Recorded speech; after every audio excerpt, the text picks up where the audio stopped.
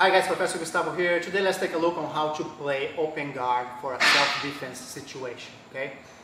Of course, if it's a street fight self-defense, I never want to be on the bottom position. I always want to be on top, controlling the guy, having the option to run away if I can, use strikes, right? If I'm on the bottom, I have to deal with his strikes, but today, he tripped me, I fell down, whatever the situation is, I am on the bottom position. So of course, if I'm on the bottom and the guy is standing there, I always want to manage the distance here with my legs, right? That's my guard. If he tries to drive into me, trying to punch, my legs are blocking the guy, stepping on his hip here, so he cannot reach with his punches. My legs are longer than his arms, he cannot reach my face. That's the basic guard here, just stepping on his hips, right? If he's enraged, the only thing he wants to do is punching. That's enough to stop the guy. I just keep my hands here up, protecting just in case, as he tries to punch. Right? Now if the guy is a little more smarter, he realizes that he's being blocked by my legs. He's going to try to get rid of my legs. So very common that he's going to try to throw my legs to the side and throw a punch. Now there's nothing blocking his hips anymore and managing the distance. So first thing, see that if he keeps leaning to me and try to punch, he cannot clear my foot because he's leaning into me.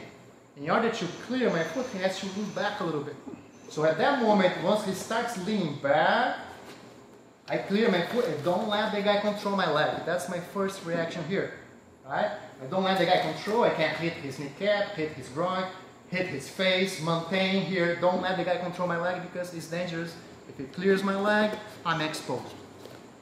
In case he controls my leg and throws to the side, now I have to recover my guard. That leg has to be very solid there because he might be trying to punch already until I recover my second leg. So if he throws my leg to the side, basic guard recovery here to maintain the distance and avoid damage here. What else he can do? Maybe he's going to try to, since he's realized he cannot drive and clear my legs, he might try to take one step back and run around now and keep my head, something like that. So I have to follow the guy. As he steps back and walks around, I step my foot on the mat and I'm gonna follow the guy. If he's coming to this side here, I step this leg on the mat, which gives me a great angle to follow the guy. The more he walks around, the more I step and follow. If he goes to the other side, of course, I just change my legs. I don't wanna, let's say if he goes to that side, I don't want to use this leg on the ground here as he goes to that side because I cannot step. I'm hitting my own leg with this leg here. I cannot follow the guy as much. So whatever side he goes, I drop the leg and I follow. Okay? I can also, instead of using my foot on the mat, I can do my seesaw. He goes around, just here. That's actually how my coach Fabrício Verdun teaches. He teaches the seesaw movement to maintain the distance. Just make sure that when you do the seesaw, I don't sit up too high where he can kick or punch, and I don't lift my hips too much where I lose sight of my opponent. Okay?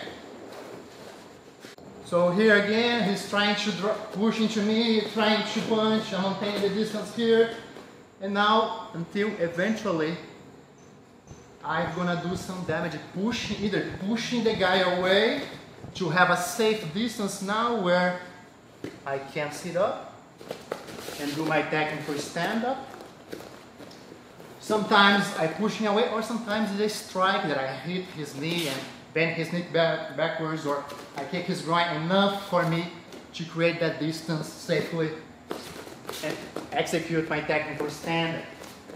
I cannot rush here, right? If I don't push the guy enough and I try to get up here, I'm gonna get punched.